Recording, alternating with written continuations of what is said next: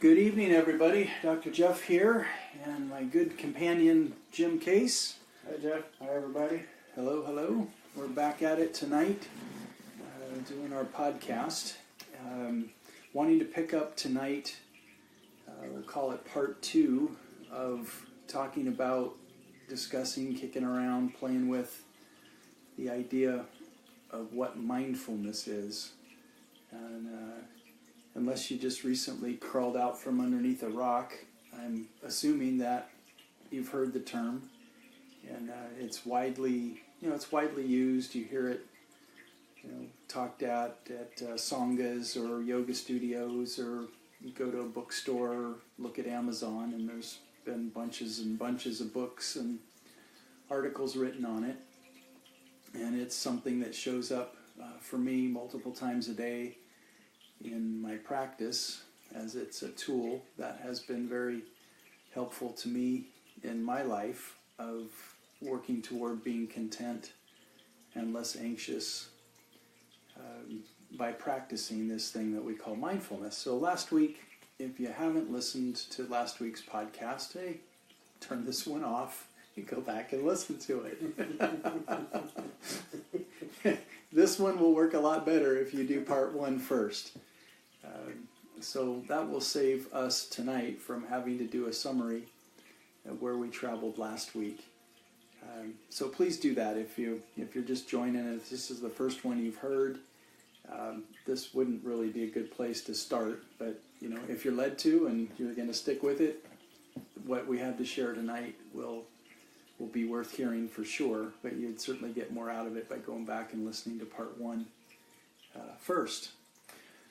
So to be mindful, to be of one mind. I love the way that we use the word I. And it's a word that if you will listen to how many times a day you say it, you'll be amazed. And how many times other people say I is it's astounding. Right up there, and not to take a pivot here, but the use of the word should is another very alarming when you just are consciously listening to the words you use. Those are 2 words that we use quite a lot, and usually right next to each other. I should, or I shouldn't, or you should, or you shouldn't. We use them a lot. But let's just focus on I right now. My training is oriented toward helping people understand what I is, and using some of Freud's work. When we started back in the beginning, we understood the psyche as having 3 parts. You've heard all these parts: the ego, superego, and the id. And they're interesting models, and we got to take our hat off to good old Freud for at least stabbing at it and coming up with something, and it made sense for a long time. And in some ways, it's still applicable, but we now have brain imaging and neurology and a few other aids that help us further understand, or maybe getting more of a complete understanding of the inner workings of the mind. But very rarely, in my opinion, of which I'm willing to be wrong, but probably not. That's a joke, but I'll laugh for you, Jeff. Thank you, Jim. When people use the word I ask them, what does that mean? And most people have a really hard time explaining that. So I'm going to take a stab at trying to explain that. And the notion is that very rarely do we find that people are in their whole I state. And that might be confusing for a moment. Oftentimes this is a point at which in my discussion I would jump up and use the whiteboard, which I'm resisting doing right now because you can't see it. But it would help me articulate it a little bit more completely. So imagine, if you would, the side view of a brain, and with the brainstem coming out the bottom. And if you'd like to, you can make a fist and look at it from the side, put your thumb inside the fist, and that would be the mammalian brain. Your thumb would represent that part that's common to all mammals. Your knuckles would represent the prefrontal cortex. Your arm would represent the brainstem and the cerebellum when all that comes together. But you really have to be using all three of those major parts of the brain.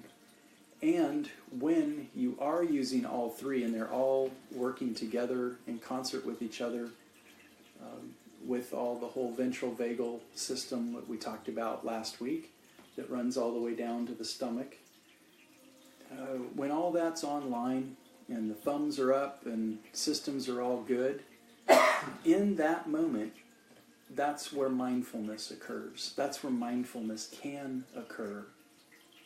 So in order to be mindful, all of the bodily systems, starting from the ground up, tailbone, stomach, heart, thyroid, brainstem, cerebellum, limbic structure, prefrontal cortex, all of those systems are intricately connected and sensing and informing and sharing information. And when those are all working in a state, Jim likes to use that word state, making a state shift. When all of those are working and they're not alarmed, it's in that moment that we can be mindful. Where, in my opinion, not many people are in that state very often. So we would be less than mindful. There's either mindfulness or not mindfulness. And we're laughing right now from a previous conversation we had about opposites. So the goal would be to be in a state of mindfulness. And when we are in that state, it's a higher state that we're wanting to obtain. And in that higher state, my emotions will sync with my thinking. And the thinking would be based on, at the very worst, I'm content. Content would be a feeling that would go with the thought, I have what I need now. And from last week, we talked about now being defined as waves of 8 seconds at a time. And interestingly enough, for those that did listen last week, I found a really cool website this week that NOAA puts out, and that's like the National Oceanographic something or other association. But there's buoys all up and down the coastline of both coasts in the U.S. And because I have a boat and I go fishing, I like to know what the wave heights are and what the frequency between the waves are for me to know that it's going to be a good day to go out fishing in the ocean or not, or whale watching, or going over to Catalina, or whatever we're doing. So wave height and wave frequency is a really important indicator. So I started playing around by clicking on all the buoys that are out there, and they give you live instant updates on what's happening right now. And guess what I found? The average interval of the waves ranged between 7.6 seconds and like 8.8 seconds. And so if the 5 or 6 that I clicked on, I'm like, holy cow, I was actually right. They're about 8 seconds apart on average. So I have a big smile on my face right now that somehow the universe gave me this updated little technology tool to support the 8 seconds of now. That was pretty cool. So anyway, back to mindfulness. It's a state in which, when we're there, that we can be empathetic, we can be in tune with ourself and with others, our environment. Our executive decision making is working well. We have good sound judgment. Our input-output signals are working effectively, and we can get into both local and non-local perceptions. We'll save that for another time in discussing what the differences are there. But it's essentially being able to have a God experience or a universe experience or some kind of a spiritual event in your life where you're able to obtain information and an experience beyond the room you're sitting in or the field that you're sitting in. It's like you'd be able to kind of know what's going on somewhere else, and that information is accurate and timely, and it's freaking amazing. But you can only do that. One can only do that in that state of I. So for me, when someone says I ask them, now is that your whole I? And I don't mean the ones you see through. I mean metaphorically, are you talking about all of those systems? Because sometimes people will say, I'm really angry. And that I is just the reptilian brain. Or they'll say, my family and I, went and had a picnic. And to me, that's their limbic structure and the tribal pod, clan style expression of I. Or they'll say, I did this really kind, compassionate thing, and it was very moving to me. And to me, then they brought the prefrontal cortex online, and they had a connection. And you put all that together, and to me, that would be the ultimate grand I, where now you're able to see where you are with others around you, as well as where you are with spirituality and the universe and God and off-earth intelligence and all that. So I hope that wasn't too much of a pivot or a diatribe off the main topic, but for me, that's what the real state of mindfulness is to be able to get there and be there as much as one can. And interestingly enough, the definition, if you know my attention for definitions, I wanted to look up how do we define that word. And I think you'd be interested to hear that it is a mental state achieved by focusing one's awareness on the present moment, while calmly acknowledging and accepting one's feelings, thoughts, and bodily sensations. So the only thing that you didn't mention in the construct was that being in a state of mindfulness requires you to be in the present moment, which means you're not either in the future or in the past. You're not. If you're having an intense emotional reaction, especially negatively, chances are good you're in the past somewhere. Right. Right. So this idea of mindfulness is about when you come into the present moment, all facilities are available. Right. That was the 8 seconds of now. Yeah. Thank you for looking up the definition, and it's nice that somehow we got there. Yeah. So in that state of mindfulness, a dear friend of mine that I actually never met, so wrap your head around that one for a moment. Dr. David Hawkins, I consider a dear friend because of the number of hours I spent reading his books and watching his videos, and just really fallen in love with him as who he was and how he showed up on the planet and all the amazing things that he did. He's had a tremendous impact on me. So although I never got to meet him and he's not on the planet any longer, I do consider him a friend. He constructed a way of knowing, a way of obtaining information, a way of being mindful that was quite amazing. Are you familiar with his work, Jim? And the kind of the groundbreaking book that he wrote was the power versus force concept. Mm-hmm. He was a physician as well as a psychologist, so he had an MD degree as well as a PhD in psychology. He was knighted by the Queen of England, wrote many books. Fascinating experience for him that he claimed to be a very healthy young man, and over the course of time began to contract a wide variety of different diseases, most of which he was not exposed to, but got them anyway. And it really perplexed him on why are these showing up and how am I getting these diseases, and they don't run in the family, and there's no frickin' way I should actually have these things. So he concluded that they came to him because he began to believe in them from the medical books that he was reading and the case studies that he was doing. and his awareness that so-and-so down the hall in room whatever had it, and so it became real to him.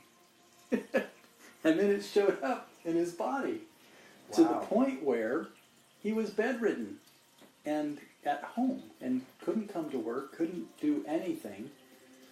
And so when he figured it out, when he ultimately figured it out, he realized that illness is a thought. It begins as a thought, and it begins with the idea that when flu season comes around and everybody says it's flu season and I'm part of the human family, that means get ready, body. We're going to get the flu, and we call that a meme that comes from memetics. A meme is to memetics as a gene is to genetics. So it's a fascinating construct of, if you believe it, there's power and there's energy in it, and it will show up. So the way he contracted these diseases is the same strategy that he used to rid himself of these diseases. And so he told himself, it's just a thought, it's just a thought, it's just a belief. And he was very much involved with some of the work in The Secret and the books that he wrote, that others that made the movie gravitated towards. So really groundbreaking work that he did. Where I'm really wanting to go with this is he's the one that pioneered and popularized the use of muscle testing. For those who aren't familiar with muscle testing, there's a wide range of different ways of doing it, but essentially you are asking your body to give you a response as to whether it resonates with the thought you're having or the question you're asking, as to whether or not, if you put your hand out to the side and you ask a question and you have somebody applying the same level of force to push your arm down and it stays up, it's a yes answer or a true answer. And if your arm drops, it would be a no answer or a false answer. And there's a wide range of other ways that you don't need somebody else to do it. He liked to put his thumb and finger together, and the opening would either open or not. Yes, a whole bunch of ways. We're talking about kinesiology, correct? Right, yep. But so he called it muscle testing. And he developed a scale, and I just so happened to have that scale. Shocker. I reproduced it from his book. I didn't put the page number, but this work that I'm holding in my hand right now, that Jim and I can see, comes from his book, Power versus Force. And he calls this his map of the scale of consciousness. So the scale that he came up with ranges from 0 to 1,000. And I love talking about this stuff. It's so fun. So keep in mind, the guy, MD, PhD, knighted by the Queen of England for his work in the humanities. X number of books written, loved by anybody that wanted to know more about the mind and the universe. Just all around wonderful person to have on the planet with us. So he put enlightenment at the top and shame at the bottom. And shame has a score of 0, and enlightenment has the score between 700 and 1,000.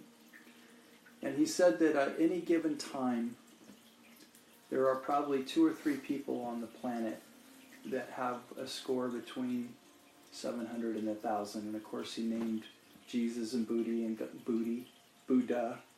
Interesting that came out. Gandhi, Krishna, people like that would be Mother Teresa in that range at the 700 to 1,000 level. And the page that I'm holding has a line of demarcation, and I've colored, it looks like 5 or 6 lines. So there's all these, go from 20 to 30 to 50, 75, 100, 125, 150, 175, 200. So for Dr. Hawkins, he had a line at 0 to 200 that all the categories were in red. And from 200 and above, that's that they're in the green. So everything in red is an energy that falls in the fear category. So he's using fear here and love up here, and put a point system on it. And he did books of the Bible, so he would go through each book of the Bible and do muscle testing on it for its authenticity and its genuine helpfulness to the reader, as whether this was a book primarily motivated by love or by fear. And he had a whole bunch of disciples. I've used that word kind of tongue-in-cheek because we're talking about the Bible. He had a lot of people, a lot of very intelligent, gifted, devoted people that began to practice this technique of knowing how to ask your body questions, or how to use your body as a truth teller to know what foods to eat, to know what decisions to make. Kind of like a magic 8-ball, but actually one that like really worked and really gives you wonderful, good, timely information. So one of the things they did is they went through the book of the Bible, or all the books, all the 66 different books in the Bible, and they evaluated them by asking, was this a God-inspired, authentic work, or was this more man-inspired, and how many times has it been changed and diluted or manipulated? And what was of most interest to me is really only the first 5 books of the Bible had scores above 200. That's kind of alarming. And the last book in the Bible, the book of Revelation, that talks about war and the Third World War and getting thrown in the lake of fire and all of these nasty plagues and curses, that came out at a 75. Which, it's like, wait a minute. And I'm laughing right now because we're talking about the Holy Bible. We're talking about this book that, has been sacred to many, many people for thousands and thousands of years, that Dr. Hawkins' work is saying that it's not very enlightening. It's not very inspiring. It's not really that loving when you practice this work that he did with muscle testing to it. So interesting. The higher order words were courage. So the line of demarcation is between courage and pride. So pride, anger, addiction, fear, grief, apathy, hatred, guilt, and shame are the lower order, less than 200 energy states or levels of awareness. And then working up, you have courage, neutrality, willingness, acceptance, reason, love, joy, peace, and enlightenment. So I wanted to start there as a kind of an addendum or an adjunct to this topic of mindfulness, as somebody who put their whole life's work into helping us understand what's going on inside of us by using this simple technique of muscle testing. So if that's of interest to you, it wouldn't be for the purpose of our discussion tonight for me to talk more about that or train it or teach it or even demonstrate it. But just if that whets your appetite, then check it out and learn some more about that. But really for the purposes of using it as a strategy to ask yourself, am I in a state of mindfulness right now? And when you are, you get amazingly accurate hits.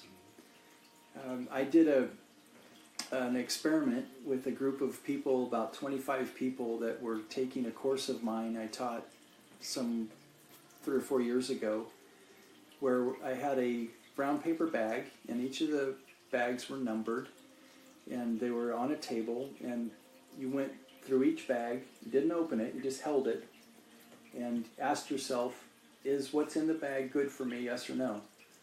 And I had a sheet that everybody put a yes or a no on for them, so everybody went through all 20 bags, and either had, a total of 20 answers of yes, it was good for them, or not good for them.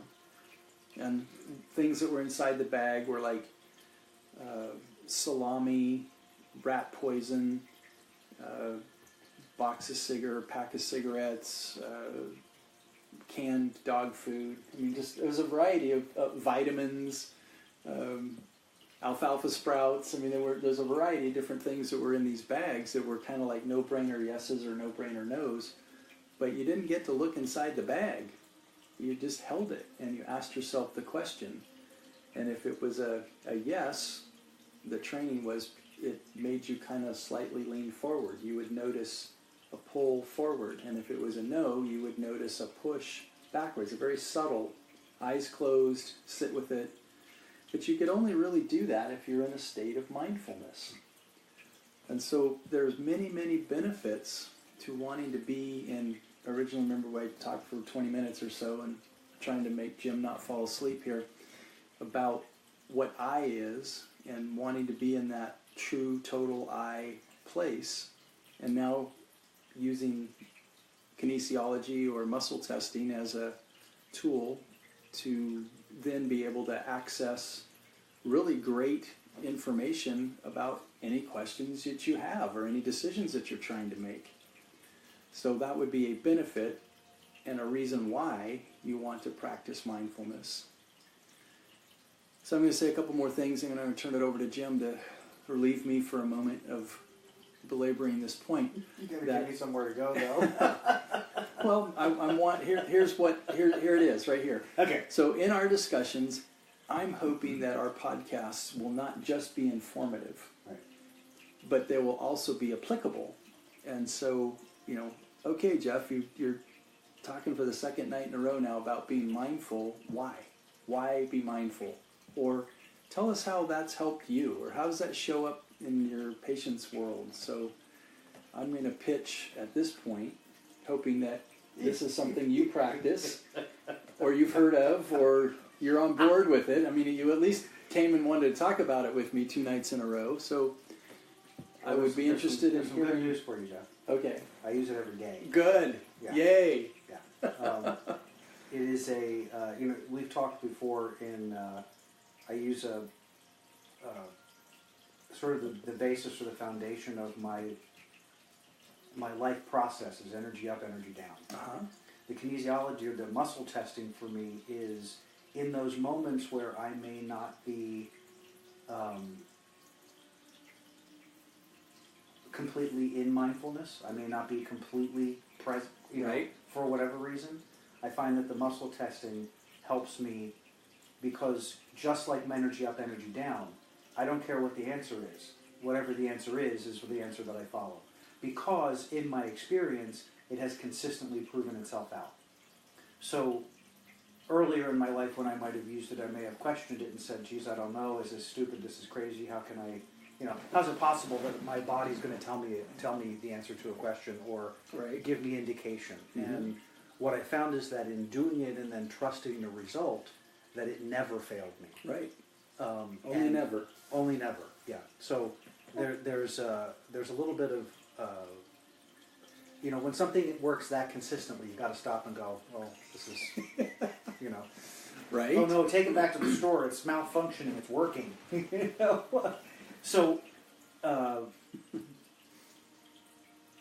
it also can be of assistance to, particularly after if you have. From my perspective, it's important that that everyone has a daily practice of some sort, Mm-hmm. and that practice is part of it is about finding that space and finding the state of mindfulness.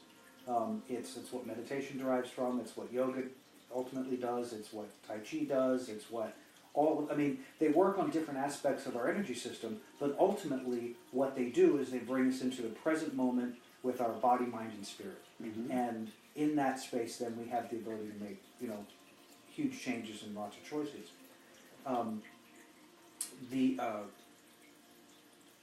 So for me, that incorporating the muscle testing into the mindfulness practice isn't so much that I practice doing muscle testing. It is that I use that as a tool for those times that I want to help bring myself back to center, because it also helps to bring me back to center. Because in order to get there, in order to trust that internal experience, you got to give up whatever it is you're resisting or fighting against or wanting to fight against. Right. So part of that is the trust process of saying, this is my answer. If this is my answer, then this is my answer. In now, right now, here, this brings me fully present to this moment. You know, a lot of times it'll be, is this activity in my highest contribute to my highest potential? Mm-hmm. Does this, if I'm debating between doing this activity or doing this activity, you know, or I have an activity and I'm kind of on the fence about it, and I'm saying I don't know what I want to do with this, and you know, part of me is yes, part of me is no, and I go to here and I say, okay, is it in my highest interest? Yes or no? And the funny part about it is you can tell the tension, even if I'm doing the one finger deal. You can tell by the tension that's here, because I can try to squeeze the snot out of my two fingers, and it doesn't matter if it's not right. My finger's going through, Mm-hmm. and I've even tried it. I'll be like, I want to do this so bad. Oh, no, shoot, you know, and so taking that answer. But the other thing that it does is it eliminates. For me, I find it eliminates any fight, any battle about things like anything. Mm-hmm. Because as soon as you give permission to your guidance system to guide you, you're either going to listen or you're not. If you don't listen, you've created a rub. You've started a process of resistance now against your own self. Because regardless of whether, say, there's a bowl of peanuts on the table, and I want to eat some of those peanuts. Now, I'm kind of ambivalent about the peanuts. I mean, I kind of want them, but I don't know if I really want them. But part of me says, geez, I really want those peanuts. And what I really want are the M&Ms that are in the peanuts. I don't really care about the peanuts. I really want the M&Ms. But the point is that there's part of me that, you know, there's a tug of war. So for me, I'm using a silly example, but I would stop and say, okay, I need to come to a place of clarity about this. So what am I going to do here? So I'm going, nope. And am I disappointed? Yes. There's a part of me that goes into a space of, oh, okay, I really wanted those, but I guess it's not going to serve me at this point. Mm-hmm.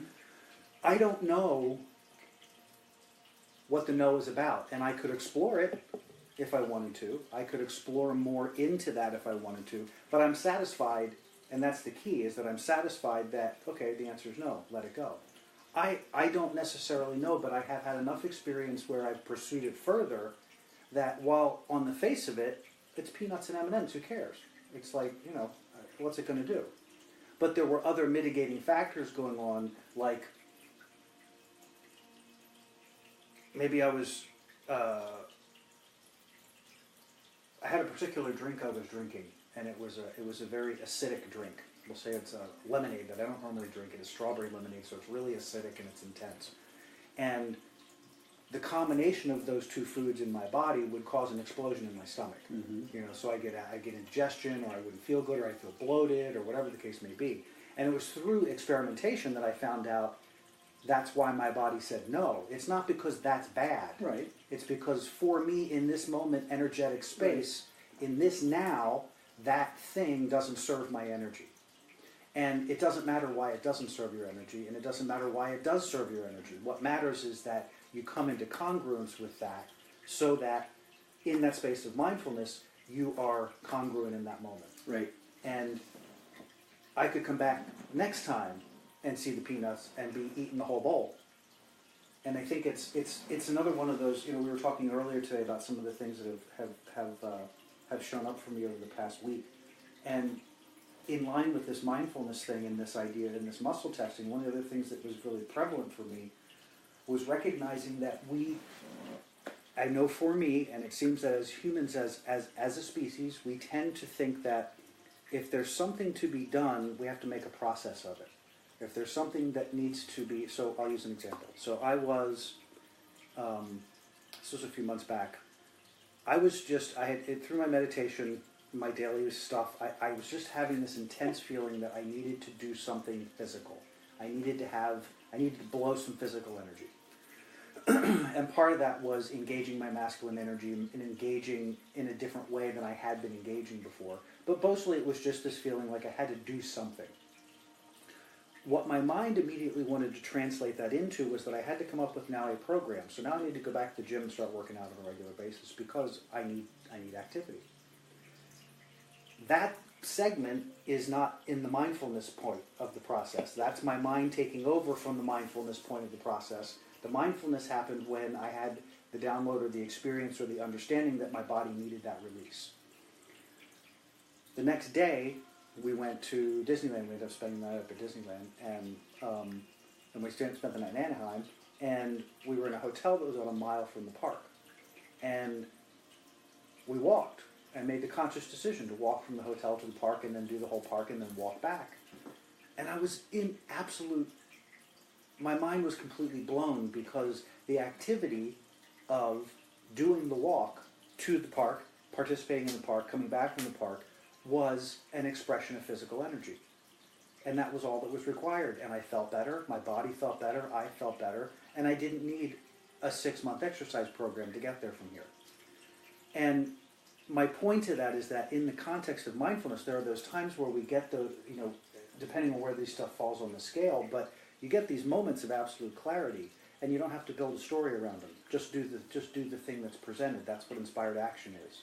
That's that connection to source, that connection to that highest expression that allows us to say, oh, I need to use some energy right now, or in this moment, or in a moment very soon I need to do this. I don't need to create a pattern. I don't need to decide that peanuts and M&Ms don't work for me anymore because I tested them one time and I couldn't eat them. Right. I couldn't eat them because my body wasn't in a place that would assimilate them well. Right, at that time. At that moment. Mm-hmm.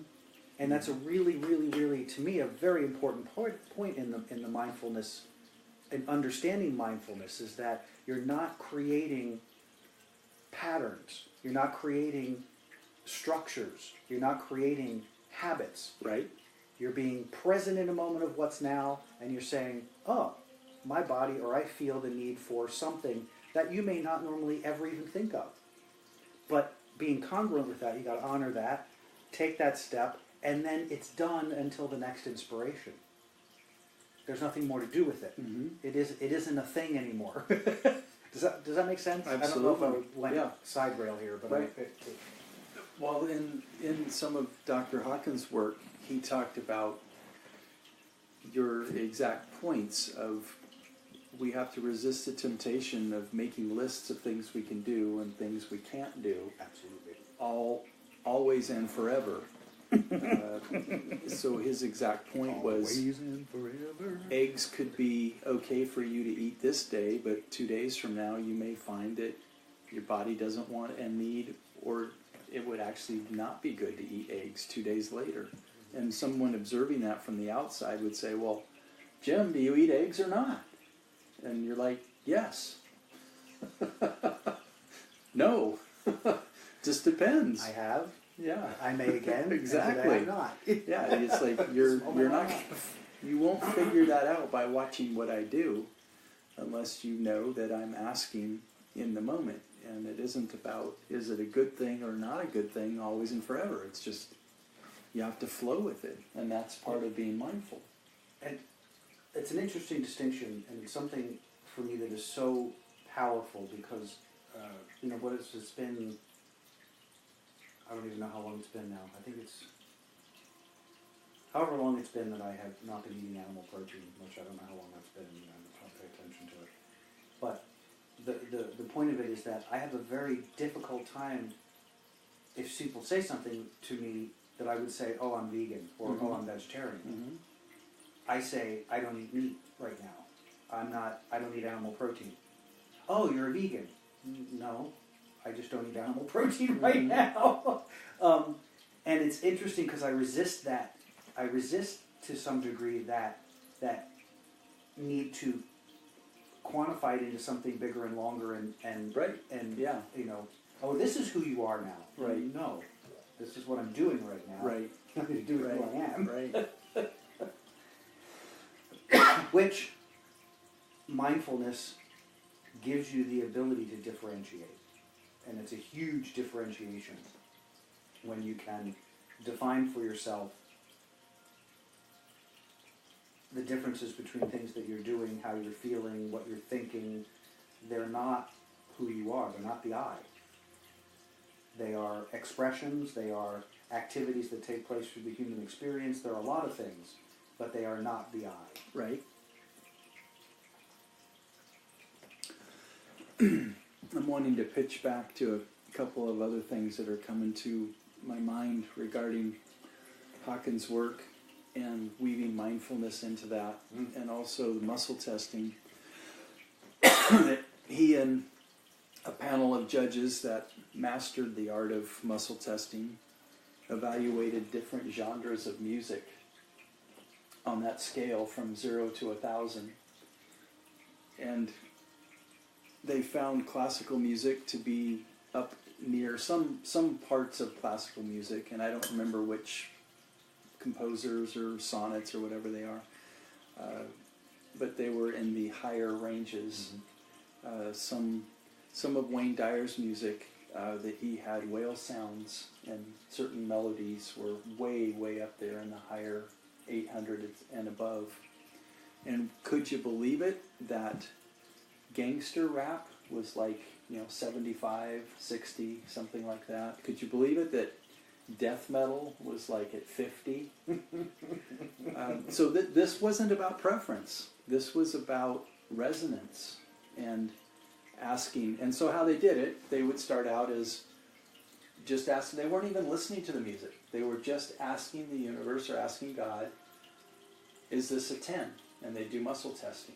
And they'd get, no. Is this a 20? Is this a 30? And every time they would start at the bottom and just work up until they reached their number. And then they would do it again to see if they could match that same thing. They did it several times to see if, in fact, they were getting the same scores. And they had several people, I don't remember if it was 10 people or something doing this, to where they were able to document their work. So they did. The idea is, if you're wanting to be mindful, you're really not going to be able to do that listening to death metal. And this isn't saying don't listen to death metal. Exactly. This is just simply saying you're not going to be your total true self and able to be mindful if you're listening to death metal. There may be a time where you want to go listen to that. You might want to explore why, but it's not a judgment issue. It's not a you're doing something wrong. From a purely energetic place, it's disruptive energy. It's powerfully disruptive energy. So for a young person particularly, I think about all the people that I knew growing up, or even people who are adults now, that disruption, it fuels the disconnect that they seem to feel in their own experience. It's like it seems more and more there's this everything connecting to your connection. Like everything you do, everything you think, everything you feel has to do with your alignment and your connection. And so when you feel that constant rub in your energy from lack of connection, then you find things to help disrupt the energy so you don't notice it. Or you use it as a tool because you're trying to disrupt the energy so you can figure out why there is no connection. And so vibrationally, it's like it comes and goes, and cuts right through the energy, and you get a momentary break of the discomfort you're feeling, while you're feeling a different kind of discomfort. And it's just fascinating stuff. So their work went on, and this is actually why he was knighted by the Queen of England. And I keep saying that as if it's like really important or something that one would aspire to. It's not something I'm personally trying to aspire to, but Did you muscle it's test that? pretty uncommon. It's the only reason. No, I didn't. But I would say that being knighted is, in our present day time, kind of an unusual thing to have happen. But he was pretty well recognized for his stepping outside the box and taking a different approach to evaluating systems and things, some of which were countries and their politics.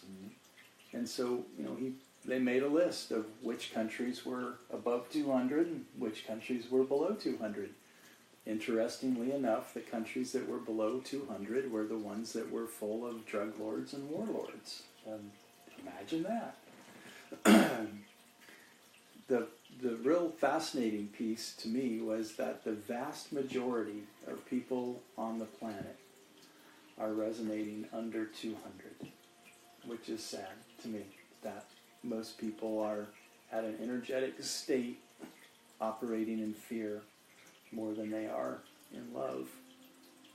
The way that he talked about increasing your energy and elevating from one state to the next, that if there's a problem you're aware of in one level or one state, the solution will not be found at that same level or state. That you would have to obtain mindfulness and at least bump up one level in order for the answer or the solution to come for whatever it was that you saw as a problem at one state. Which is interesting as to why Einstein said that too, didn't he? Did he? Yeah, problem can't be solved from the same place that it was created. I think that today, actually. Hawkins put a map to it, which was kind of neat. Oh, It was awesome. a concept for Einstein, Yeah. but here he laid it It's out a full concept. in a matrix, and it's kind of neat that he plugged all the words in and that sort of thing. Yeah. So we talked about sacred books, we talked about music, we talked about politics, in general, peoples on the planet. So that was a neat and again, that was connected to the application of not just the concept of mindfulness, but the application of it. So for those who may know about it and may be curious, I'm curious, and I don't know how much you know about it, but how does this differ in your experience from the emotional tone scale? I don't know enough about that to make a comparison. Okay. There's some similarities, but at least in my experience now in seeing this, there's different quantifications in it, but they're two different tools though as well. So they're used in different capacities. Okay, I'd like to shift, and I'm going to bring out another note that I have, or a page that I have, and I'm going to share some of my work. So this Cool. is original work. This single page I'm holding in my hand,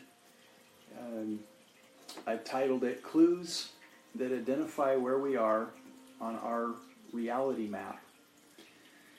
And there are 3 columns, so those of you listening, so that would be everybody but Jim and I, are going to have to use your minds to put together this information that's on this sheet that I'm holding in my hand.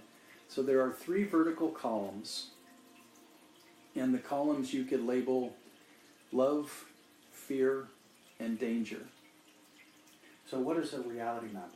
Let's clarify that. Great place to start. So reality map would be how you're seeing reality, your perception. So the idea is that you're going to be in one of these 3 states, and that's your reality. You may not be conscious that it's that reality, so that's the purpose of this map. It will help show you where you are in reality. Like, are you in the past, are you in the present, are you in the future? This would be, are you operating in the energy of love, fear, or danger? So that's the map. You can be in one of those 3 places. So how did you determine those 3 places? Love and fear are obvious. How did danger become the 3rd? Because, great question. Danger is real, and fear is not. And many people never differentiate the 2. Okay, so danger would be the thing, anything that triggers the fight or flight mechanism. Fear may do that. Fear does that too, may do but that, but it's not real. It's not life threatening. And remember, we're talking about mindfulness. Yes. So one aspect of mindfulness is the tiger out while we're at the zoo, which would be danger, or am I just worried the tiger's going to get out while we're at the zoo, which is fear? And so in practicing mindfulness, you would go, well, I don't hear any yelling and screaming, and the gate looks like it's closed, and the tiger, yeah, okay, it's all good. It's all good. But wow, I read that article 20 years ago that the tiger got out at the LA Zoo and 2 people were killed, and the fence was only 13 feet high, and they realized that the fence has to be at least 15 feet high, and once they built all the other zoos that have 15-foot high fences, the tigers don't get out. So sorry for that little diatribe, but that really did happen at the LA Zoo about 20-something years ago. That's why I keep using the example. People that were at the zoo that day might have a difficult time going back to the zoo without their minds telling them that the zoo is a dangerous place to go, when actually it really isn't, with a 15-foot fence. You can have a nice time there. So 3 categories: love, fear, and danger. In the way that I've put this together, I used some universal colors of green for the love column, red for the fear column, and blue for the danger column. But what I'd like to start with here is, as you mentioned earlier before we started our recording, Jim has a theory that you can only be in one state at a time. And we were playing with that a little bit. So this goes along with that notion that you're going to be in one of these 3 states, but you really can't be in love and fear at the same time. And because fear and danger are different, you can't really be in those at the same. You're going to be in one or the other. So underneath the column love, fear, and danger, the next line down of a note that you would put in there to map your reality of which one am I in. And remember, this is all tied back to mindfulness. This is another way of describing, teaching, training, applying mindfulness, is that in love, in the energy of love, my experience is going to be, I'm okay. At the worst, the lowest level of love is still okay. I'm okay. And the most basic definition of what okay is.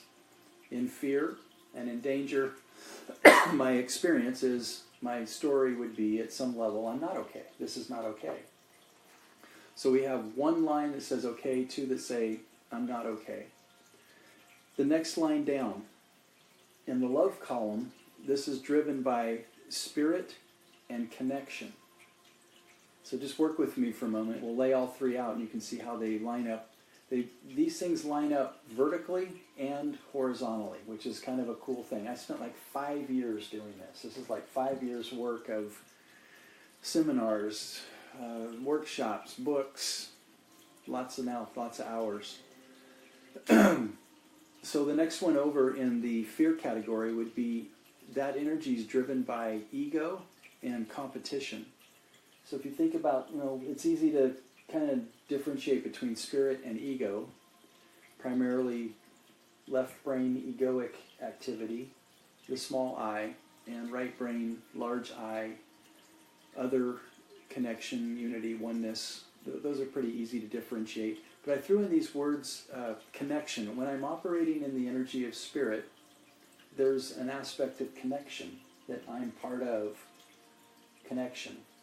In the energy of ego, it's really all about me, and there's limited resources, and I've got to get mine, and I don't mind taking yours. If it means me or you, I'm going to get mine, and it sucks to be you. Mm-hmm. That's competition. In the far right-hand column under danger, also a not okay experience, this is where the autonomic nervous system is going to be driving that. So if we go back up and we look at it, if you're in love, it's going to be driven by spirit. The experience of that is going to be connection. If you're in fear, that's going to be driven by ego. Ego is all about I. It's a wonderful, wonderful tool that we have during limited resources and scarcity and this aspect of alarm or whatnot. It's good that ego can kick in. But it really isn't that useful any longer because we really don't have limited resources. And there's a notion that there may be beings that are showing up on the planet and that their ego is going to be much, much smaller. And at some point we may even see people show up that it's not needed any longer, perhaps. We'll see. So the autonomic nervous system would show up if there's true danger. And that's what Jim was referring to earlier with the fight, flight, or freeze response. If we back up over to the love column, the next line down is, so we have I'm okay, I'm operating in the energy of spirit, which gives me the experience of connection, and that's based in truth, that truth is truth. There's no distortion of truth at all, which would be the case if you're operating in fear. There's going to be some distortion of truth. The tiger's going to get out. You may be telling yourself, I know the tiger's going to get out. The tiger got out before. Well, that part may be true, but that doesn't mean the tiger's going to get out this time. So there'd be a distortion of truth there. You're fortune-telling or catastrophizing. Therefore, that would be a distortion of the truth. The opposite of truth, we have a word for called lies, would be showing up. In the danger column, if the autonomic nervous system is triggered, it's just a natural response. That's what happens in the presence of danger. You're going to run away, fight back, or freeze. And you don't even really have to think, well, which one am I going to do? You will just find yourself doing the one your body and your mind at that point tells you to do. And would you say that that could be different depending on who's driving the bus? Of course, there's many factors that's going to be different for.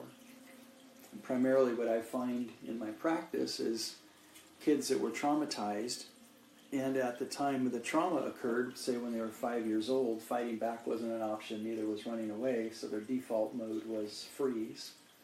And as adults, even though they could fight back and or run away, their super neural pathways, highways that have been created in the mind, are still stuck in the automatic freeze mode, and they hate themselves, judge themselves because they know it's not the right response, but that's the one that they do, freeze. They don't have a voice, they become the doormat, and they let the abusive husband still do whatever they do to the kids, and they go along with it.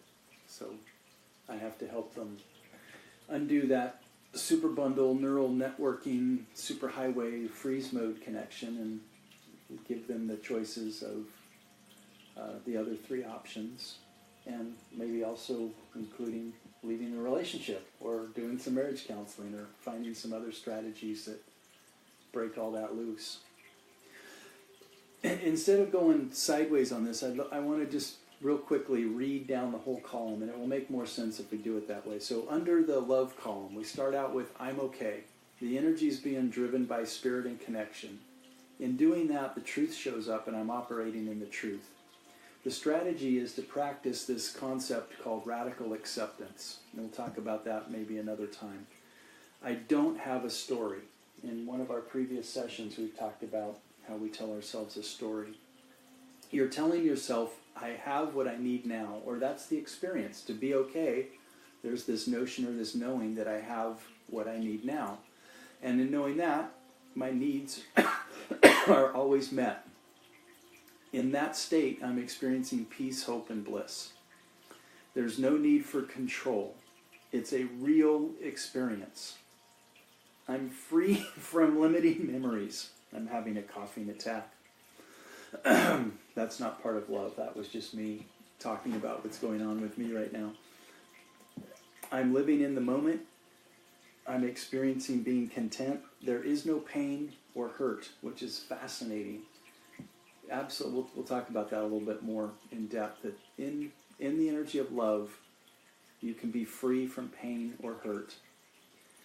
And the question that I'm asking people to consider at the bottom of these three columns is, how often do I get here, or how often do I live here or stay here in this energy, in this domain? So let's move over to the next one. That's the energy or the column of fear. At the top it says, I'm not okay. We talked about how it's driven by ego and competition. It comes from a distortion or truth that we would call lies. It's unaccepting of what is. It's about my story and largely the comparison of ideal versus real. We want things to be ideal when in fact what's happening is real, and we're getting that widely confused. That comes from the belief of I do not have what I need now. It's wants oriented. It's all about wants. The experience is anger, frustration, or resentment. It's about control. It's not real. It's imaginary. One of the acronyms of fear is false evidence appearing real. It's operating on memory. It's not in the moment. I am discontent. There's lasting pain, hurt, and suffering on an emotional level. And the question I have at the bottom is, am I here most of the time? What I find is most people are living, and that's what Hawkins' work suggested, is the vast majority of Earth's population is living in a resonance and an energy level of 200 and below. And we aren't going to see massive positive changes happening on the planet until we can bump that up and get to 210 and 220 and get up toward 300. Last column, guys. Thanks for hanging in there and going through this with me. And at some point, we can push this up on a web page if you're interested, and we can get it out there for you to see it in a presentation mode. Last one is the danger column. Again, I'm not okay. It's driven by the autonomic nervous system. It's a natural reaction. It's the immediate dealing with what is. It's reacting. It's not thinking. It stimulates the fight, flight, or freeze response. It's about safety needs. It's not possible to control danger, so it's not about control. It's a very real experience. It often forms traumatic memories. It's totally in the moment. It's a sense of being discontent. It's sometimes painful, but the pain is temporary and it's generally physical. And again, the question here is, how often am I in real danger? And I find that just a compelling, fascinating question, because if you took your whole life, say 80 years, how many years would you be in danger? Probably not even one. Probably not even a half a year. Probably not even 5 days. 5 full days of danger in your entire life. So we're there. Of the 3 columns, we would be, unless you live in a worn-torn, you live in Watts or Skid Row or something. Some people do. Some people are in the presence of real danger a lot more than others, but it's still, between the 3 columns, hopefully the smallest percentage of them. And for the purposes of us living in the United States, it's got to be a percentage of 1% of your life actually in real danger. So you can kind of like erase that one. That's not the real issue. We're not really talking about, am I in danger that much of my life? What we're really talking about is, if we're not in the energy of love, and you're really self-admitting, I'm really not in the energy of danger that often, that only leaves one, and that's the fear mode. And I wrote a whole book about that. Yes, you did. Along the same vein. So where do you want to go with this with regard to mindfulness? So mindfulness is about, if I'm feeling discontent, I'm in the energy of fear. And there's something taking place in my mind that's a distortion of truth that I'm believing is true. Mm-hmm. And I got to go find it. And until I do, I'm going to be left in this state. I don't want to be in this state. So I'm really going to be courageous. That's the delineation mark. I've got to be courageous. I want to practice radical acceptance. Mm-hmm. My arm is an example of me practicing radical acceptance. I don't have a choice, if I want to be content, to pout and worry that this isn't going to turn out the way I want it. I have to accept what is. And in doing so, I'm in less pain, less physical pain, less emotional pain. People still expect me to be in a lot of pain, and sometimes even have a hard time asking me how I'm doing, because they know my life has changed quite a lot in the last year in what I used to do for enjoyment and pleasure, and who I thought I was, and how I thought I wanted or needed to live my life, and how I'm doing that today. It's different. And in order to step into this and work with it and let my talk be my walk, I am practicing radical acceptance. I accept this. I accept what has happened. Yes, I'm going to continue to do physical therapy, and yes, I'm hoping to have a couple of more surgeries. And that's not me not accepting this. Right. That's me simply saying, I can accept this today and work toward making some improvements, and then I'll accept how that turns out. So, but it's no, and it's no different. The desire chain or the desire expression or the living of that desire is no different than any other desire. Meaning, you can have desires that you choose to realize. The choice of walking the path of consciousness doesn't feel good a lot. It doesn't, and sometimes it's freaking hard. mm-hmm. But what's true is that because it's coming from, typically from a space of love, being able to walk that is easy, and there's still more potential. There's still more potential in the arm. You know the potential, because you're in a space of love, you recognize the potential of this body's ability to become more, to become greater, to evolve. And that this process has created a space for you, not only your arm to evolve, but your entire being to evolve. And by being mindful of that, you're able to align completely in that process, giving full rein to the potential that exists while being completely present and accepting what is now. And that to me is profound. I had a very similar experience with my experience with cancer. That I was very clear. The radical acceptance was not an issue, because I knew in the moment that I found out exactly why that cancer was in my life. I may be unusual in that regard, because I was already on a path of realization, but those moments, that word caused a huge ripple in my experience. I mean, that caused a huge... Yeah. How did that word get in my reality? Wait a second. Remembering talking to my mom on the phone and being in tears about it, and then stopping and going, now what? Okay, let's go, forward, potential, I'm not done. So that became the process of doing the things I needed to do to get the process handled in my body, because I'd already come to a place where it was physical, so now I got to deal with it. I talk to people about this a lot, when they... I was with my buddy this weekend who has been in chronic pain for years in his back. Mm-hmm. I mean, just like ridiculous pain that he lives with every single day. But because of some belief system he has about the allopathic medical system, he refuses to get it checked. He won't go get an MRI because he'd rather enjoy the pain from his imagination, from his fear, than from the love space. And recently, before I got there, so Friday or Saturday last week, when he and I talked the previous week, we had a conversation about that exact thing. That are you ready to move beyond it, or are you still attached to it? Which is it? Mm-hmm. And how is it that you've not chosen to step into resolution if you can? And so we talked about the permutations and ramifications of that, and he ended up having a situation where he was able to get an MRI because he doesn't have insurance.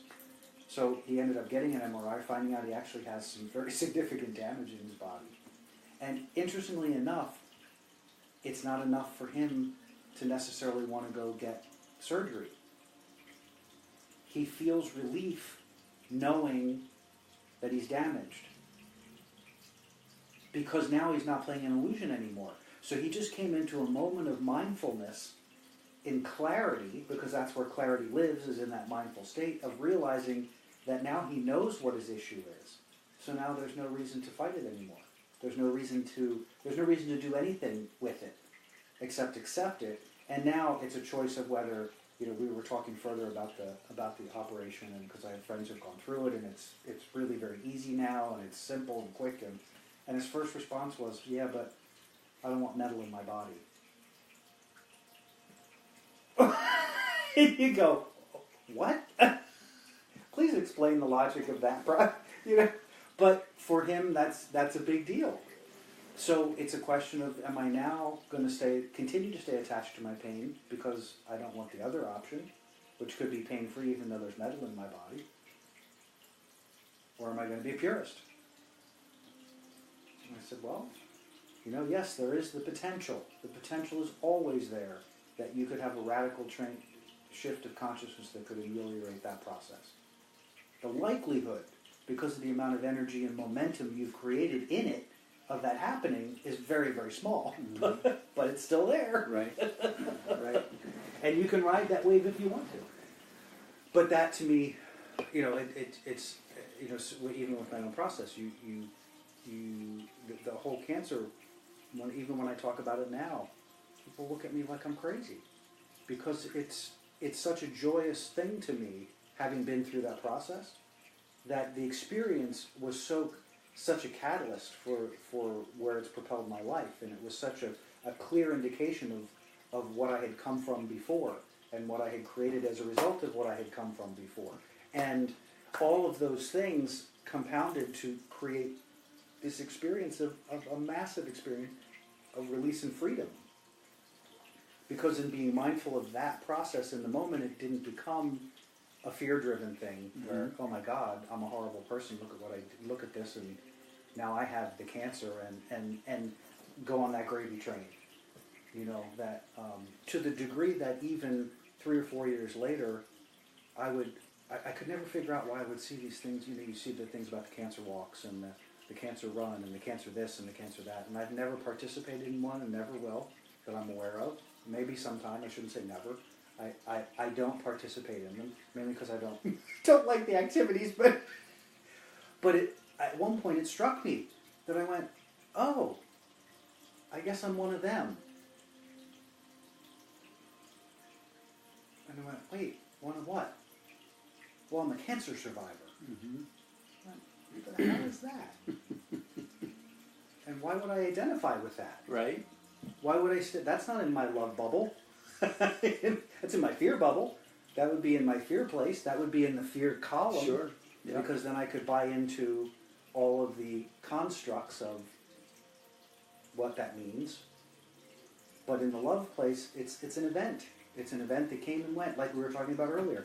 You know, your body needs physical release. So you do something that releases the energy physically, because in the moment, that's what you needed. In the moment, that was what took place in my body. But that's not my moment now. It's not in my present reality. Good stuff, Jim. Yes, sir. Good stuff. So you presented this for a purpose. For what purpose were you bringing it forward? Well, I wanted to define, you know, have you ever defined love or defined fear? In your book, I'm sure you probably got into that, but this was a one-page summary of, again, like 5 years of work of playing around with all of this and just working it into the concept of mindfulness is we're going to be in one of these states. And here's how you can know which state you're in.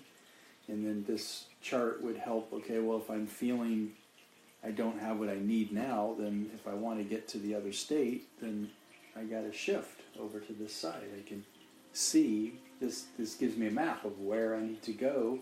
Which one of these am I struggling in here? Because the answer is right there. It's just the opposite. Therefore, being more mindful and not just staying stuck. Giving choice back to what my experience is. So let's take this to the next place, logically to me, and that is, what do you do? How do you encourage? What do you suggest? Because what we clearly know is that mindfulness is a state. A state means you have to engage it. So if you're in a state of fear, you know, and this is a part of what we all do kind of as our work, what are you using as the catalyst? How do people, because words don't do anything. Words aren't going to make you change state. Words aren't going to make you be different. They're words. They're giving definition to something, but they don't facilitate state shift. So what do we do to state shift? What do we do to go from, crap, I'm in this fear place and I don't feel like I'm taken care of, but I want to feel like I'm taken care of. I want to know that I'm taken care of. I don't want to feel like I'm taken care of. I want to know that I'm taken care of, because in love you know that's the place, right? Is that correct? So how do I get there? How am I going to shift my state from lack to non-lack? Okay.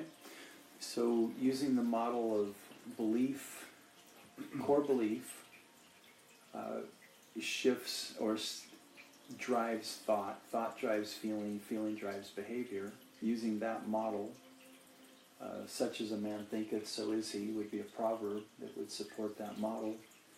That if you're feeling, again, the feeling was, say it again, I'm in a place of, I'm not taken care of. I'm not taken care of, okay. Isn't that the one you have on your list there? My needs are met? Right, so I have what I need, or I don't have what I need. So that's a thought. I either have what I need or I don't have what I need, which would be, so there's a belief. It's like, well, where did this belief come from that it's not possible to have what you need? Because it's like, I can't even be on the planet.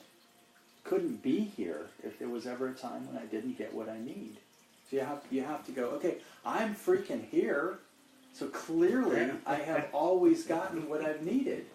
That destroys the belief that it's possible to not get what you need. That absolutely obliterates the belief. Well, it goes back to what you had mentioned before, which is the defining the definition between wants and needs. Mm-hmm. Okay. Yeah, so in the fear column, that's why I said it's wants-oriented. Because you can only be in a wants-oriented place if you're discontent. You wouldn't ever be there if you knew that you have what you need and sometimes get what you want. If it's the right time and place and the universe wants to provide and it's all good and you're manifesting, yeah, you can have what you want. Sometimes the answer is no, or sometimes the answer is not now. That's okay. I still know I'm going to get what I need.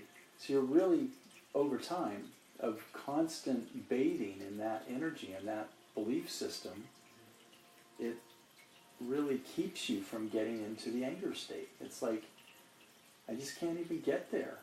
Somehow you got to, I'm not eating animal protein any longer. That wasn't maybe for you. It was, I woke up one day and that's where it was. But Exactly what it was. Some people would say that that started in the unconscious mind maybe 6 months before. Absolutely. Until that came up into the conscious mind. But it was a process, and then you play with it. And maybe you'll be there a year from now, maybe you won't. Who knows? But for right now, you believe that's a belief system. I don't want animal protein in my body any longer. Cool. It sounds like there's still a little bit of a belief that you're wrestling with of, I don't want to be defined as a vegan or a vegetarian. I don't want that label planted on my head. Any more than I label myself a cancer survivor. Mm-hmm. Mm-hmm. It just isn't a...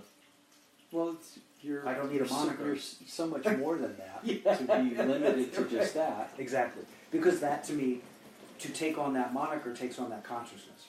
And to take on that consciousness means, regardless of how I think or feel, I am going to step into that energetic field. There's no choice in the matter. As soon as I own it, I have to own it. You can't say, I am a cancer survivor and not own that consciousness. Right. That exists about that thing. Right. If you take, I'm putting my hands up in the air right now and taking thinking, feeling, and acting. Mm-hmm. If you try to make the intervention at the acting level, going from negative acting to positive acting, mm-hmm. I'm not talking about acting like on TV, I'm talking about an action or a behavior. Isn't that behavior modification? To simply change a negative behavior to a positive behavior doesn't last. That's called go to rehab. It doesn't work alone. By itself, it doesn't work. The reason it doesn't work is the only way to change a negative behavior to a positive behavior is you have to come all the way back to step one, which is change a negative thought to a positive thought. The negative behavior is being driven by a negative thought. Negative thought, negative feeling, negative behavior. So the intervention cannot happen here. Right. The intervention cannot happen here. The negative feeling, change it to a positive feeling, still has an underlying belief of negativity here that eventually is going to drive it back down here again. If this is still resident somewhere, the negative belief, the negative core belief, you're going to end up down there at the natural flow of negative feeling and negative outcome. Yep. So the intervention has to and can only happen here. At the source of the vibrational frequency. Chase down, how did I get to this negative belief? Where did it come from? Is it a social? It's like flu season. I try to find CVS. Everywhere. It's everywhere. And, I've been to my doctors, hey, you haven't had your flu shot this year. I said, yeah, you haven't had one for the last decade. That's right. Chances of me getting one now? Not very high. She said, do you hey, want your doc, flu have you shot? had yours? Nope. I read something recently that like 60% of doctors now are not getting the flu shot, but they're telling us all to get the flu shot. It's like, isn't that interesting? So yeah, where does Hawkins would say the only reason people get the flu is because they believe in it. And if you are exposed to somebody has the flu, you're somewhere telling yourself at a conscious, subconscious, unconscious level, oh my gosh, I've just been exposed to the flu. Sound the alarm, you're going to get the flu. And then it shows up. And, that sits below consciousness, but that's, his work suggests that that's sometimes how those things happen. I would wholeheartedly, I lived in a circumstance this past season where both my spouse and our roommate were sick as, like, missing days of work. I just went about my business. You stay over there, you do your thing, I'm doing my thing. My thing is, I'm good. Never got sick, never got a sniffle, never got nothing. They got sick, took their pills, did their thing, got over it, went on. And even at times there would be comments about, well, you got to be careful because, everybody came to work sick and now I got it. I said, well, one, because you let them come to work sick. Two, but beyond that, that's your thing, not mine. Sure. That's your monkey, your zoo. Have a good time with that. With so much exposure to this idea that you're going to get sick because you've been exposed to it, it's really hard to battle that off day in and day out and day in and day out. And so it wears some people, and they finally give into it. And then it shows up in some cases. Not saying that's how it happens all the time. So no, the but question, I'm compelled. Oh, I'll wait. Go ahead. Did I answer your question on how does a person go from this negative? Well, we talked about where to focus. Mm-hmm. We got to where do we focus. So we're in agreement that the source of the energy is in thought. Mm-hmm. So thought is where it begins. That's where the momentum of the energetic expression begins. So you gotta start there. But something still has to happen because the energetic momentum of the thought is still lodged in fear. It's still in the bandwidth of fear. So we gotta shift, because it's all nice and good to say, have a positive thought, but coming back to the idea of the emotional tone scale. It's a belief, though. It's more than just a thought. Remember I said it starts with belief. But a belief is nothing more than a thought you keep thinking. A belief is something that you just repeatedly think over and over and over and over again, and it becomes a belief. So when you say it's still core, those are not necessarily easy to change. Just like your friend that doesn't want metal put in his body. I got metal in my body. And it's like, okay, that's what they needed to do to put me back together if I want to walk or if I want to use my arm. And for some people that may be really a big no-no because they've judged it, and somewhere they picked up a belief that thou shalt have no metal in thy body. Yeah. I can't believe I actually just said that, but I did. Was that the 11th commandment or the 14th? It was the 14th. So the core beliefs, and it sounds like you're encouraging him to make some changes in his life that he's pretty committed to not making. We could call that stubborn or resistant or something. So, no, I think part of it is he not realizing how absolutely ridiculous he sounds until it's presented. Yeah. It's because I don't judge where he is, and I don't attack him for where he is. I just go, okay, this is what I just heard. Did you hear that? And I play it back and say, is that what you really meant? Are you really saying you'd rather keep this pain that's held you down for 12 years than to have a little bit of metal in your body?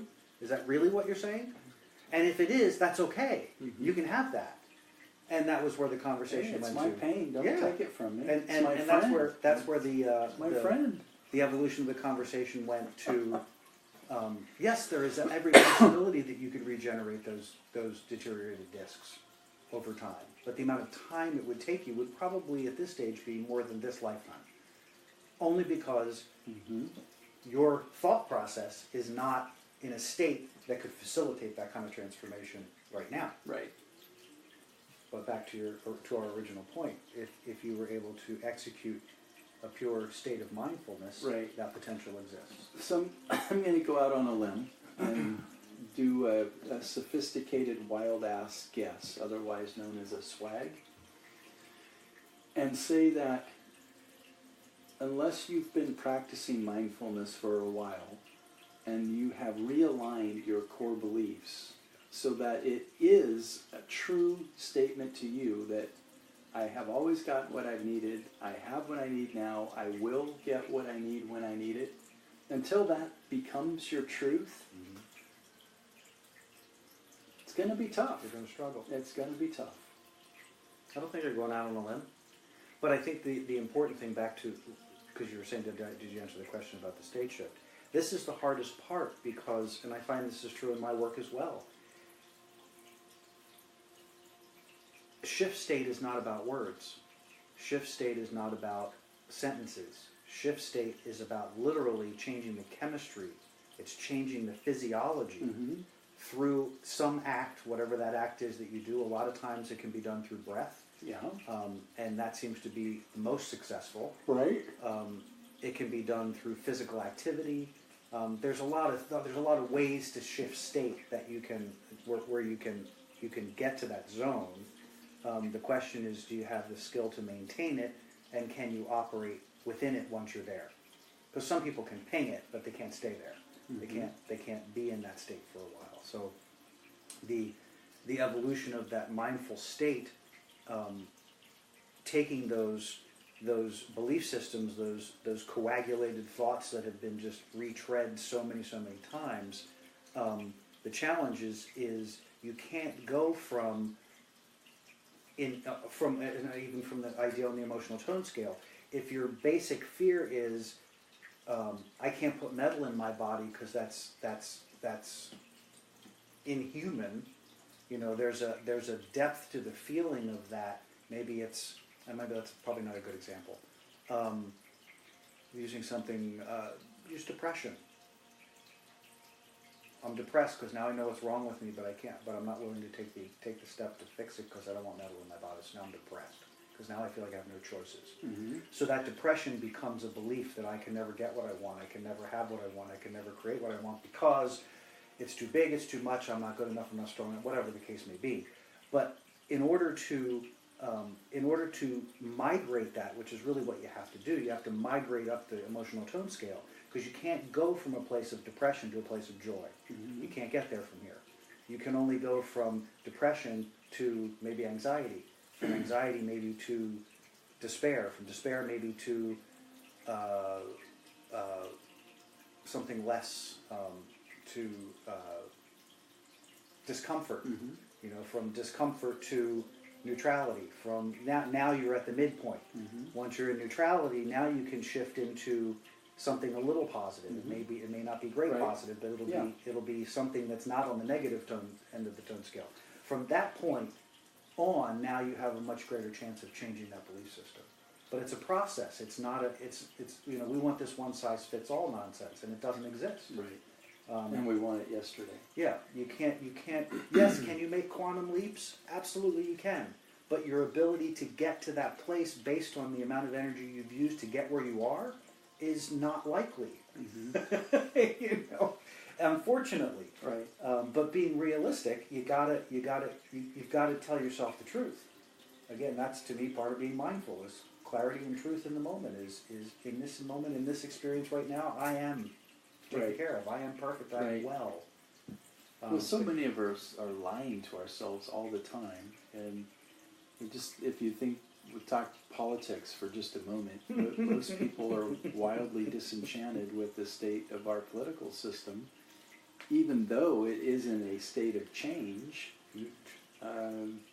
most people would say that this is a big problem. It's like, well, who's shooting at you? Are you bleeding right now? I mean, really? How is this a big problem? Really, honestly. Mm-hmm. Okay, I mean, so the guy's kind of a clown, and he's a narcissist, and I'm not taking a political position on this. I'm just describing my experience of what he is. Yeah. What we don't know is, what would this look like if the alternative had manifested? And we'll never know that. But most people are instantly jump into fear as soon as that discussion comes up, which is like, has this really changed your life? You know, is your life any different this year than it was last year? And I've had this conversation with people who aren't happy with me about that conversation. As I said, point blank. Because you're operating in truth. My point blank, I'm like, you know what? In my own personal experience, I can't think of anybody who's been in that office that has had any impact on the decisions I've made about my life. I can't either. And maybe there's some and I'm not aware of them. I remember when I was in the military, Ronald Reagan increased the military budget quite a bit. My paycheck went up. Yeah. That was kind of cool. Well, and interesting because I was never in the military, so I didn't even have that. But you actually had that, you know, big brother up your butt 24/7. Yeah. And you still walked away and still can say that is true for you. Mm-hmm. That's pretty remarkable because there's, you know, I'm thinking of a family member that I had that conversation with who just went off on me. It's affected me fiscally. It's, you know, because Obama did X, Y, and Z, and that made this happen about my money, and now he's going to fix it. And I'm like, okay, well, I can't impact that. You're pretty clear that you're impacted, so you go ahead with that party. Next year at this time, when the tax changes that apparently have happened that don't take effect till next year, maybe the answer might be a little bit different. I don't know that we're going to be paying less taxes or how that's going to affect me personally, but that's kind of the only thing I can think of that might impact us is our taxes next year. Other than that, it's just something to let all the fears run wild, and we let them go, and they start running wild, and then we end up in the land of discontent. I see it all the time. I mean, in places like Facebook, it's just extraordinary to election night was so fun. Watch people to just watch the newscasters that were just Getting blown away by what happened. How could this happen? Oh my gosh. We're in for it. Calamity. Well, calamity hasn't shown up. I don't know. Maybe it hasn't. I'm in denial. Well, I don't know that it won't in some degree or another. Whether it will immediately impact my experience, I don't know because I'm not playing that game. So, for the people who are wholly committed to that game, they're going to have huge impact. But that's not the reality I live in. Mm-hmm. Right. So they're doing, just because their worldview is displayed on every potential, you know, TV screen and computer screen on the planet, doesn't make it any more relevant to my reality than the fact that it's showing on a TV screen and that's it. You know, if they televise my life or your life in the same fashion and broadcast that to the entire world and directed it in the fashion that they do, then people would start to believe what I believe. People would start to think the way I think. People would start to be polarized about, you know, how I take a shit in the morning, because that's what they're being told to do. You know, and yet none of those people have any experience in my world and my reality, and probably never will. So, you know, it can be entertaining. It's disconcerting at times, but for me, you know, I think it's a great process in mindfulness. Yes, it is. So, if the listener is wondering why are we talking about politics, it was simply an example of once you introduce that topic, you're naturally going to take a position on that of, are we up shit's creek, or is this a good thing, or has anything really changed? And if you're honest with yourself, so far, not really much has changed. And it isn't anything, if you feel like you're up shit's creek, whatever that means, you're telling yourself a story. Because the reality is, has it really affected your life? And chances are, less like Jim said, you're in politics, or you are a senator and you're attending meetings, or somehow you're in the cabinet or something. It probably hasn't really done anything, other than we have a new talking head in Washington who is in the entertainment business. We put another entertainer in the White House, is what we did. We being our country, right? Yeah. But boy, that will get people's dander going pretty quickly, and they will instantly leave their state of content and enter discontent and feel completely supported and justified and entitled and all these other reasons. Like, what the heck are you doing right now? Where is this coming from? It's actually, for me, it's actually quite entertaining. Mm-hmm. The whole thing is quite entertaining. And that's about all the energy I really want to give to it. And this is coming from a guy who was trained to be willing to be fight and die for the principles and beliefs and defense of our country. So I don't say that tongue in cheek, but this is kind of where it's come to. Is it's quite entertaining how he is masterful at getting a response from people, for better or for worse. Yeah. He definitely knows how to do that. Well, I think the whole of the experience that I think speaks to what this topic is about, which is, here is this bombastic person stimulating as much chaos as possible from every direction that he can create it.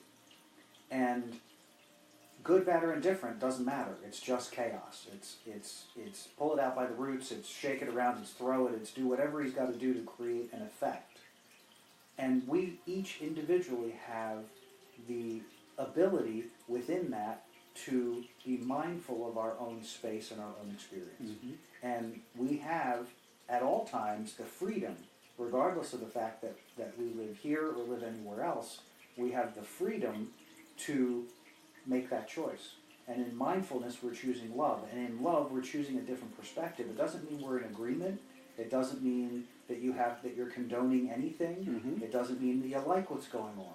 It means that you are in radical acceptance, mm-hmm. that this is what is now, and what can I do to change my experience? Because the only one you're going to change is you. Mm-hmm. Yep.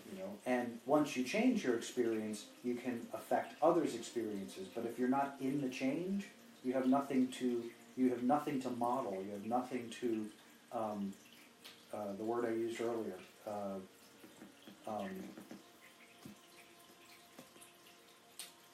I used for you way earlier on about being the kind of the example, but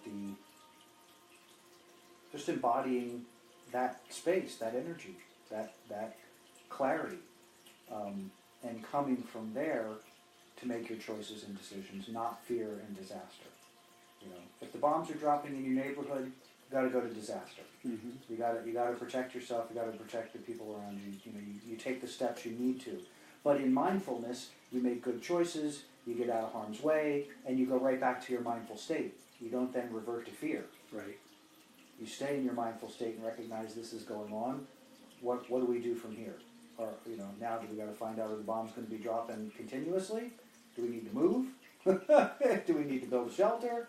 Do we need to go for a long vacation to get out of this area for a while? What do we got to do so that I can continue to maintain my state? Right. And yeah, so some of us have chosen much more difficult environments to have to do that in. But the end result is the same. Mm-hmm. Well, We chewed on that for another couple hours. Yeah, we did. It's good. Good stuff. Love what you presented. State of mindfulness. Yeah. Your work added a lot to that. Well, I think we're going to call it a wrap then for tonight, unless there's any oh-by-the-ways or teasers for next time or anything.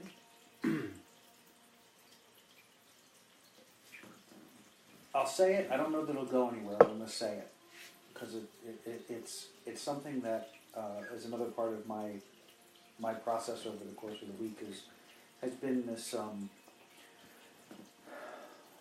wanting to, I was talking about extrapolating, how we look at a reality but we don't look at it to the furthest point that we can see where that goes. Right. And one of the things for that as we talk about these subjects and we talk about these topics is finding ways to take it down to that point of where our personal responsibility is in all of this, how our consciousness creates our reality and why that's true, and why when we deal with something like mindfulness, when we're dealing with these topics, that for me it gets sometimes a little constrained because I recognize we can't go from 0 to 100 in 10 seconds because we'll lose everybody. We'll lose all you wonderful people out there listening to us. But there's a part of me that feels at times we could go there more, and maybe that's just because I'm starting to feel like we're getting to a place where we can go there more. So define where for me, please. Where is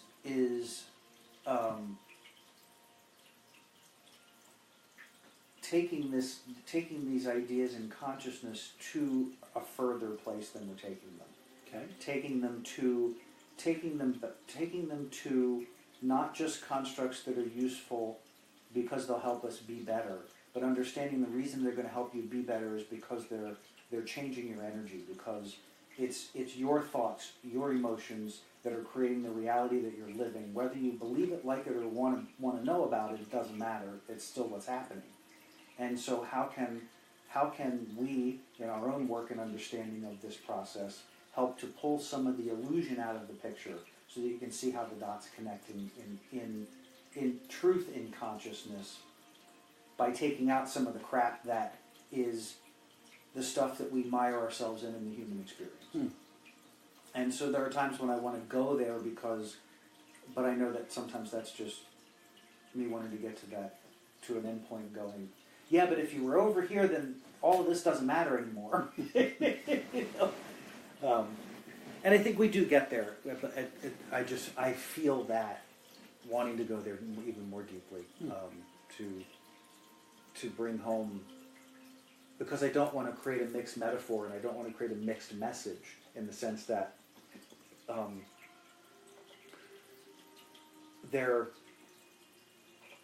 we all have choice. We all have the ability to do what we want to do, and we are doing what we want to do, whether we're happy about it or not. Mm-hmm.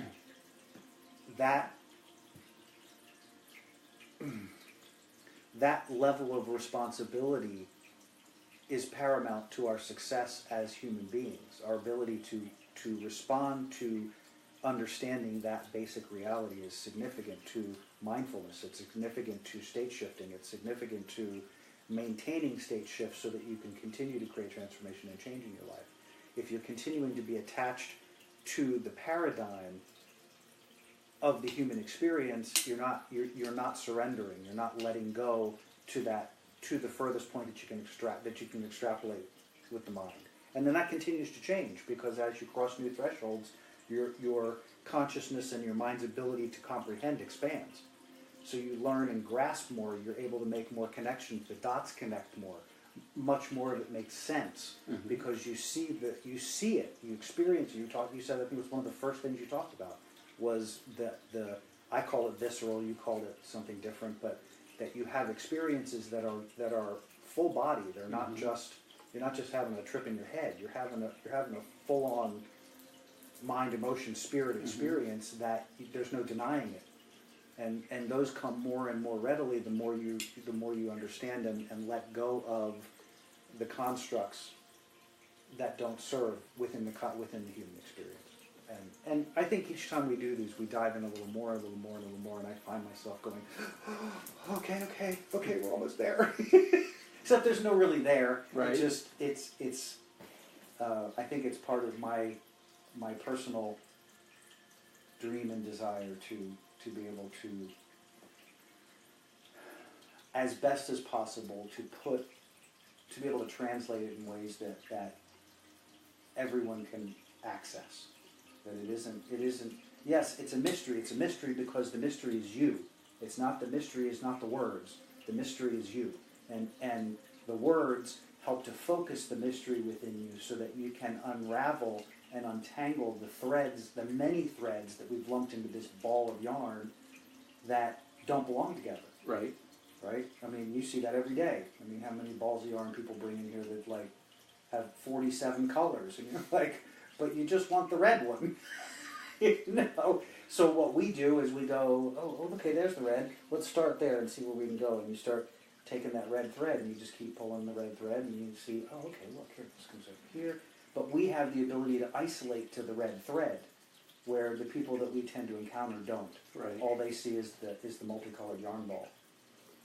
And that's to me, that's where the bread and butter is. That's where is finding those threads and being able to help unravel them, even for the listener who can in their own experience, because I believe that through these conversations we facilitate state shift. Because in order to take this information, you have to go to a place that's greater than where you've been.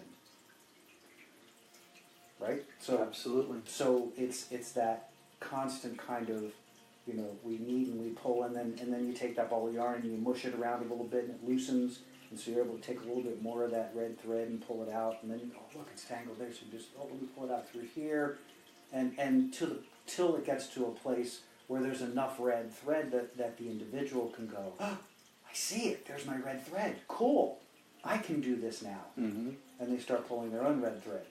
And then, because they see the red, you can now point out the green one, and you can point out the yellow one, and you can point out the other ones, and they can start to see how they interrelate and have nothing to do with each other. Which is always fun. It's like, do you see that these don't even belong in the same sweater? They're not. You're making the wrong piece of clothing. Anyway, so that was my closing remark. If that made any sense at all. But it felt good. Well, that's a big part of it, is this feeling thing that we don't give a lot of credence to. Feeling has its own intelligence and its own knowing, its own way of knowing. And in our Western Hemisphere, we really aren't taught how to do that very well. To know. I love my favorite explanation of the emotional system is that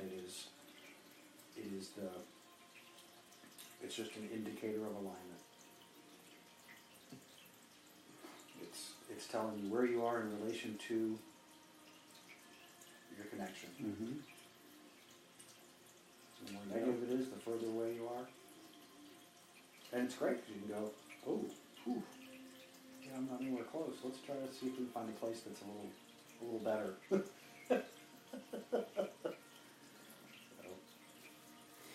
All right, Jim, why don't we call it a wrap for tonight? Good night, everybody, and we'll be back at it again next week. Woohoo!